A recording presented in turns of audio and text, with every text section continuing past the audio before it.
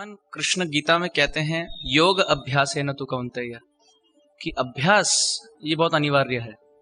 अभ्यास करना चाहिए, रोज करना चाहिए। श्रीला प्रभुपाद जी बोले थे कि सुबह प्रातः काल में श्रीमद् भागवत की कथा और संध्या काल में गीता की कथा। कथा अर्थात केवल ये नहीं कि हम सुने, प्रारंभ में श्लोक का उच्चारण होता है बारंबार। जैसे आज कोई श्लोक नहीं था, परंतु जब श्लोक होता है कई समय के लिए उच्चारण होना चाहिए। और यदि हम ऐसे ही भक्तों के समाज में होकर रोज सुबह शाम ये करें तो वाणी को एक आदत लग जाती है कि ऐसे उच्चारण होता है। कई शब्दों को बारंबार बोल बोलकर यहां फिट हो जाता है। कहां आ की मात्रा, कहां ऊ की मात्रा, कहां बड़ी ई की मात्रा अंदर फिट हो जाती है। तो संस्कृत ऐसी देववाणी है, यदि उसको त्रुटि रूप में कहा जाए तो उतना आनंद नहीं आता। यदि उसको अक्षर और भाव भक्ति भी लगाएं थोड़ी उसमें तो खिल जाता है। तो रोज उच्चारण करें। प्रभुपाद जी की किताबों में कई श्लोक हैं, तो एक श्लोक का बुक रखें। जैसे हमारे राधेश्याम प्रभु जी हैं, गौरांग प्रभु जी हैं, इनका मैं देखा हूं, इनके पास श्लोक संग्रह किताब है और रोज वो कंठस्थ करते हैं। कई ब्रह्मचारी तो मैं जानता हूं इतने उत्सुक हैं पढ़ने के लिए। कभी कभी जैसे हमारा जप हो जाता है और पर्दा खुलने के लिए डेटी ग्रीट करने के लिए और 5-7 मिनट रहता है चैंटिंग 16 राउंड्स के बाद। कई मंदिरों में या गुरु पूजा के पहले थोड़ा समय रहता है। तो मैं देखा हूं इन ब्रह्मचारियों को श्लोक का बुक लेते हैं और उस 5-7 मिनट यहां वहां गप्पे लड़ाने से अच्छा वो श्लोक को देख लेते हैं, एक बार 2 बार पढ़ते हैं। और कभी श्लोक को ऐसे ना पढ़े कि मुझे इसको रट्टे लगाने हैं ना। ये रट्टा लगाना ये भक्त का भाव नहीं है। भाव ये होना चाहिए ये पढ़ने से कृष्ण खुश हो जाए, आनंद पाए।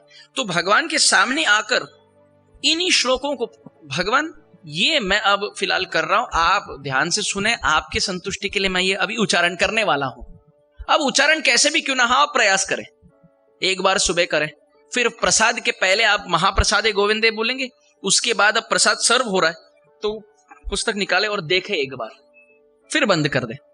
फिर हो जाए दिन में सेवा हो, दोपहर का थोड़ा समय हो, आप निकाले देखें। ये एक ही श्लोक को अगर आप 3 दिन देखेंगे, सुबह देखेंगे, दोपहर प्रसाद के पहले देखेंगे, रात को सोने से पहले देखेंगे, सुबह उठने के बाद पहली चीज वही श्लोक को देखेंगे।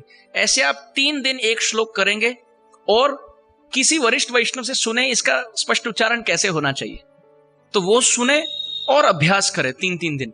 आप देखेंगे भगवान सहायता करते हैं माता जी, इसमें कोई बड़ी बात नहीं है। अनंत सरस्वती भगवान के चरण में है। केशव कश्मीरी हार गए क्योंकि सरस्वती मैया हार गई निमाई पंडित के सामने। तो बस यही नम्र भाव से करना है। कंठस्थ हो ना हो, उच्चारण हो ना हो, कोई बात नहीं।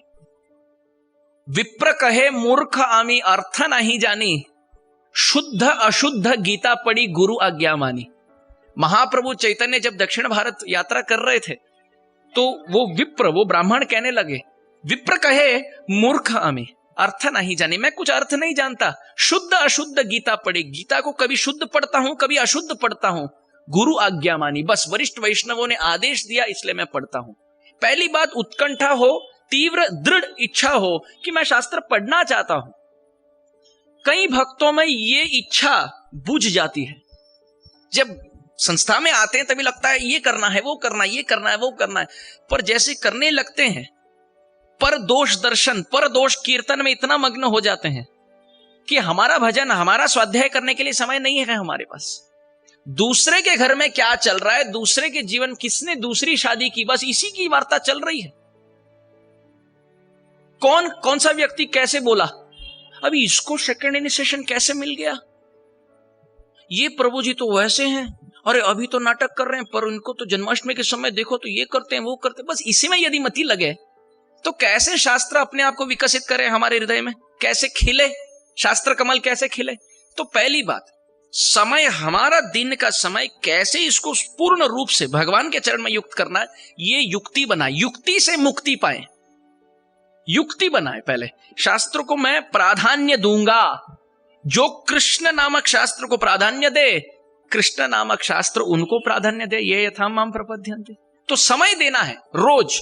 कई लोग तो इतने तीव्र पठन करते हैं कि यदि प्रभुपाद जी की किताबों का 1-2 पन्ने ना पढ़े तो प्रसाद नहीं लेते। कब वो इच्छा होगी हमारे जीवन में? कि 16 माला करूंगा, मॉर्निंग प्रोग्राम मंगल आरती अटेंड करके प्रभुपाद जी के किताब को 2 पन्ने पढ़कर फिर ही प्रसाद लूंगा। एक दिन यदि समय पर प्रसाद ना लो तो मैं मर नहीं जाऊंगा। किसी ने मेरे गुरु महाराज जी से कहा, महाराज जी मंगल आरती के लिए उठते हैं, फिर उसके बाद 5 बजे भूख लग जाती है, 9 बजे तक हम रुक नहीं पाते, तो क्या हम तब बीच में खा सकते हैं?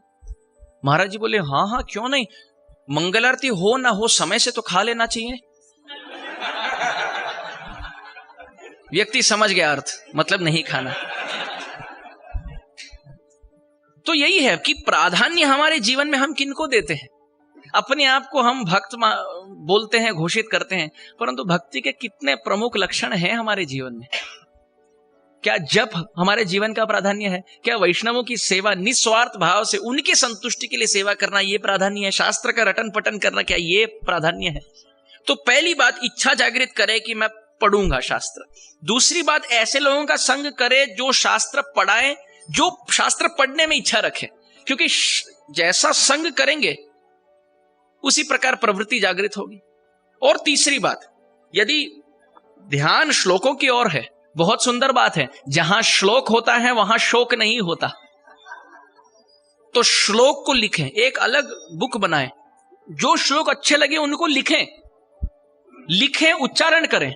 कोई वरिष्ठ वैष्णव से सुने, प्रभु जी इसका कैसे संधि विच्छेद कैसे होता है, कैसे इसको बोलना चाहिए, फिर वो बोलेंगे तो रिकॉर्ड कर ले, फिर उसको सुनते सुनते ठाकुर जी के सामने सुनाए।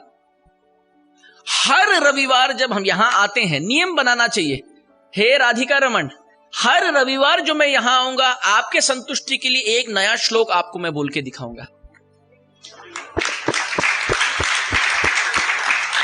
भगवान मैं आपको यहां देने आया हूं, केवल आपसे भीख मांगने नहीं आया हूं, आपको देने आया हूं।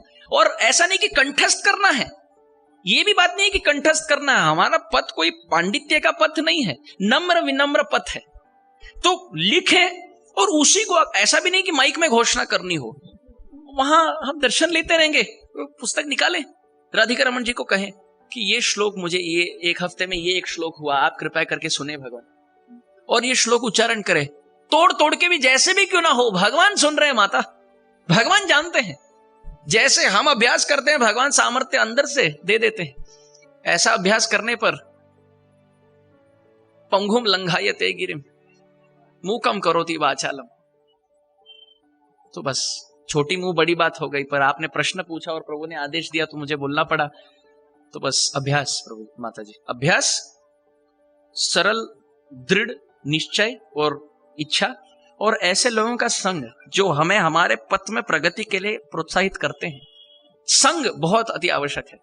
क्या प्रकार का संग? माथे तिलक और कंठी माला तो सबका होगा। रावण भी माता जी तिलक और कंठी के साथ ही आया था। मैया सीता का अपहरण करने वाला रावण भी भक्त के वेश में ही आया था। तो क्या हमें भक्त वेशी भक्त का संग करना है, क्या वास्तविक भक्त का संग करना है? तो ये विवेक बुद्धि से जागृत करके हमें खोजना है हमारे समाज में।